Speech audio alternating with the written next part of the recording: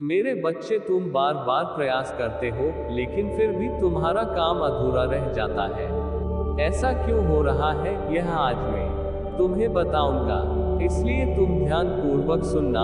यदि आज भी तुमने मेरी बातों को पूर्ण रूप से नहीं सुना, तो फिर मत कहना कि मैंने बताया नहीं, क्योंकि गलती इसमें तुम्हारा होगा।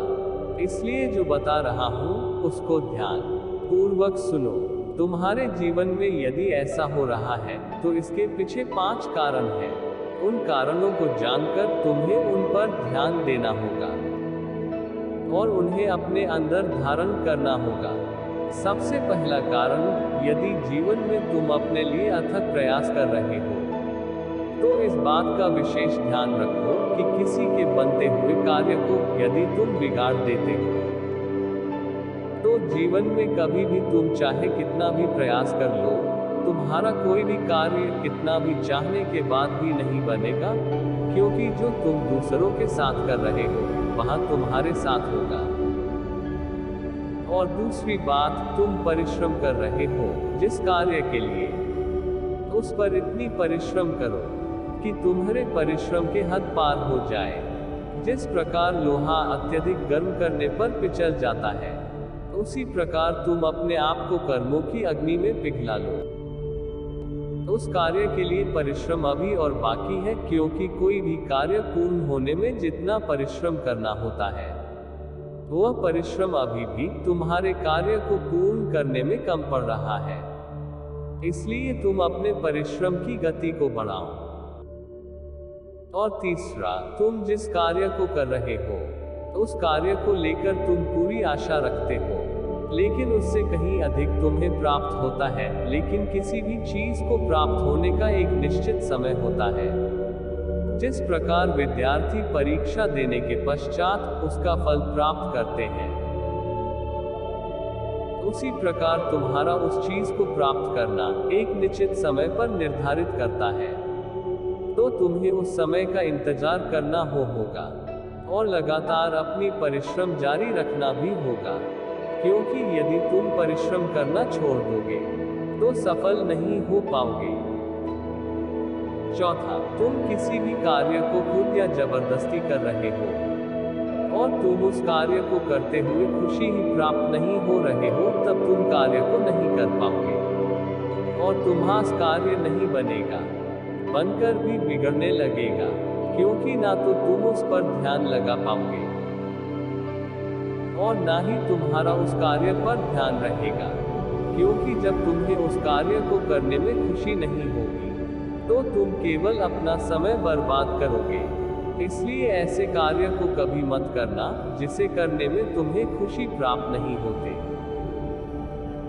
मेरे बच्चे, पांचवा यह कि अगर तुम आलसी व्यक्ति हो और कर्मठ नहीं हो, हाथ पर हाथ रखकर बैठकर केवल सपने देखने वाले में से हो, तो तुम्हारा कार्य निश्चित ही नहीं बनने वाला, क्योंकि कार्य को बनाने के लिए मेरा पूजा प्रार्थना के साथ साथ परिश्रम करना भी अति आवश्यक है। इसलिए यदि तुमसे सहायता हो पाए तो करना मेरे बच्चे, लेकिन अपने अंदर घमंड कभी मत आने देना, क्योंकि कौन छोटा है कौन बड़ा, इसमें नहीं तुम्हें देखना है। तुम्हें अपने आप को देखना है कि तुम क्या हो। यदि तुम खुश हो अपने जीवन में, तुम्हें वह सब कुछ प्राप्त हो रहा है जो तुम्हें चाहिए, तो तुम्हें भूल कर भी किसी को ना ही छोटा समझना है और ना ही तुम्हारे बातों से किसी के स्वाभिमान को चोट पहुंचाना है। मेरे बच्चे, कार्य भी बिगड़ते हैं और बनते हैं जब तुम अपने पैरों पर खुद कुल्हाड़ी मारते हो, अर्थात तुम आलस करते हो या कर्म करते हो, तो तुम्हें उस कर्म में खुशी प्राप्त नहीं होती, या तुम सच्चाई ईमानदारी के पथ पर चलते हुए कार्य नहीं करते, या तुम जिस कार्य को करते हो उस कार्य में पूरे परिश्रम के साथ नहीं करते, तुम्हारा पूरा बल उस पर नहीं होता। यदि तुम ध्यान लगाकर किसी कार्य को करो, तो तुम्हारा कोई कार्य नहीं बिगड़ेगा। अपने मन से सभी चिंताओं को दूर कर दो। अब तुम्हें केवल प्रसन्न रहना है। आज यह सृष्टि तुम्हें बताना चाहता है, वह प्रकृति तुम्हारा सहायता करेगा। कल का दिन तुम्हारे जीवन का एक ऐसा दिन होगा जिसे देखकर तुम आश्चर्यचकित हो जाओगे। मेरे बच्चे, तुम इतने चिंतित क्यों होते थे? मुझे सब ज्ञात है कि तुम्हारे जीवन में सबसे ज्यादा महत्व क्या रखता है, किस चीज से तुम्हें खुशी हो सकता है और किस चीज से तुम्हें दुख, मुझे सब पता है। तुम अपने जीवन में क्या चाहते हो, तुम मेरा स्मरण करते हो, मेरा ध्यान करते हो। मेरे बच्चे, तुम्हारा जीवन मुझसे शुरू होकर मुझ पर ही खत्म होता है। मेरे बच्चे, मेरे कण कण में तुम ही तो वास करते हो। वह समय निकट है जब तुम सब देख पाओगे। कल सुबह जब तुम उठोगे तब मेरी शक्तियां हवा के साथ मिश्रित होकर तुम्हारे शरीर के भीतर विराजमान होंगे। मेरे बच्चे, तुम्हें एक बार शांत मन से मेरे शक्तियों को महसूस करना है। मन ही मन स्मरण करना कि तुम्हारे पास एक पवित्र और शक्तिशाली ऊर्जा आ रहा है और वह पवित्र ऊर्जा तुम्हारे सांस के साथ तुम्हारे शरीर के अंदर प्रवेश करेगी। तब तुम देखोगे कि तुम्हारे भीतर एक सकारात्मक ऊर्जा जन्म ले रहा है। वह शक्तिशाली ऊर्जा तुम्हारे शरीर को इतना बलशाली करेगा, मस्तिष्क को इतना शांत और तेज प्रदान करेगा कि जिसके कारण तुम अभी तक जो नहीं सोच पा रहे थे, उस कार्य को करने के लिए वह कार्य करोगे। मेरे बच्चे, तुम यदि आशावादी हो, प्रत्येक वस्तु को आशावादी दृष्टिकोण से देखते हो, उसका उज्ज्वल पक्ष देखते हो और यह मानते हो कि जहां सत्य है वहीं विजय है, तब तुम अपनी ही नहीं बल्कि विश्व भर का उद्धार कर सकते हो। मेरे बच्चे, यह आशावाद एक अमृत है। इस अमृत से जीवन मिलता है। जिस प्रकार सूर्य सृष्टि को, वनस्पति को, पशु पक्षियों को जीवन दान देता है, उसी प्रकार आशावाद भी है। मनरूपी सूर्य के विकास से तुम्हारा जीवन भी विकसित होता है। तुम्हारा मानसिक शक्तियां फलती फूलती है। मेरे बच्चे, तुम अपने जीवन में निराशावाद कभी नहीं पनपने देना।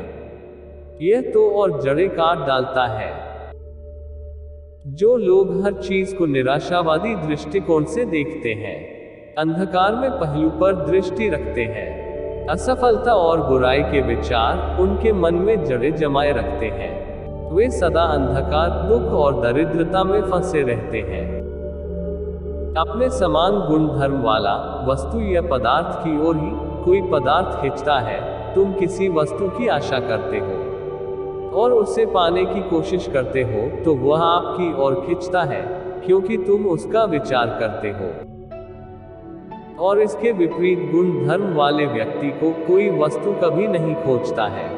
विचारों का भी यहाँ सिद्धांत है। समान विचारों को विचार स्वोचत है। मान लिया तुम समृद्ध होना चाहते हो तो यह जरूरी है कि तुम अपने मनोभावों में समृद्धि भरो। उन सब विचारों को दूर कर दो जो समृद्धि के विरुद्ध है। दरिद्रता के विचारों को अपने मन के निकट भी न आने दो। बस समृद्धि की बातें को अपना समृद्धिशाली समझो और मन, वचन और कर्म से कार्य करते रहो। मन में केवल उन्हीं विचारों को जगह दो जिनसे तुम आनंदित होते हो। उन्हीं वस्तु का विचार करो जिन्हें पाकर तुम्हें सुख और आनंद की अनुभूति होता हो। मेरे बच्चे, ऐसा करने से तुम उन पदार्थों को अपनी ओर खींच सकते हो। समुच्चय के कार्य और इसके उद्देश्य में बड़ा गहरा संबंध है। किसी प्रकार के दुखद और संदेह प्रधान विचार कभी भी तुम्हें उन्नति की ओर नहीं ले जा सकते हैं। तुम परेशान ही रहोगे। यदि इन परेशानियों से छुटकारा चाहते हो तो जो कार्य तुम करते हो तो उसे अपनी कोई मजबूरी मत मानो। पूरी शक्ति और मनोयोग से उस कार्य को करो। जो व्यक्ति सोचता रहता है कि वह तो सदा इस छोटे काम को करने को मजबूर है और इसी स्थिति में रहेगा, कभी प्रगति नहीं करेगा, तो यह निश्चित है कि वह व्यक्ति सदा बाधा स्थिति में रहेगा। कभी उसका स्थिति नहीं सुधर सकता, क्योंकि विचारों का दुष्प्रभाव व्यक्ति के समस्त व्यक्तित्व पर पड़ता है। इसके विपरीत जो व्यक्ति जीवन को प्रकाशमय और सौंदर्यपूर्ण देखता है, उसके दुखमय जीवन का शीघ्र अंत हो जाता है। सभी दुख दर्द दूर हो जाते हैं और सुखों का प्रभात आ जाएगा। मेरे बच्चे, यह विश्वास और दृढ़ रखो कि तुम्हें वह जीवन मिलने वाला है जिसमें सुख, शांति और आनंद है। निर्विकार और निर्दोष भाव से अपने लक्ष्य की ओर बढ़ो। विश्वास में दृढ़ता और संकल्प के साथ साथ तुम्हारी योग्यताएं भी होनी चाहिए।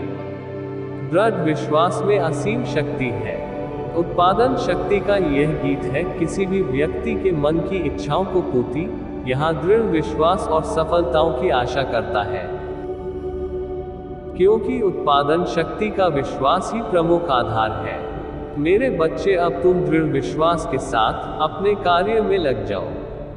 इन सब बातों को अपने हृदय से निकाल दो कि यह कार्य मेरे लिए नहीं है। जो भी कार्य कर रहे हो उसमें दृढ़ विश्वास रखो। मेरे बच्चे, तुम इस संसार के सबसे अनमोल बच्चे हो, इसलिए इस संसार में तुम्हें किसी भी चीज से घटाने की कोई आवश्यकता नहीं है। तुम्हें सिर्फ अपने जीवन को बेहतर बनाने और इस संसार को बेहतर बनाने में मदद करना चाहिए। तुम्हें इस संसार को उद्धार करना होगा। मेरा आशीर्वाद सदा तुम्हारे साथ है। मेरे अगले संदेश का प्रतीक्षा करना।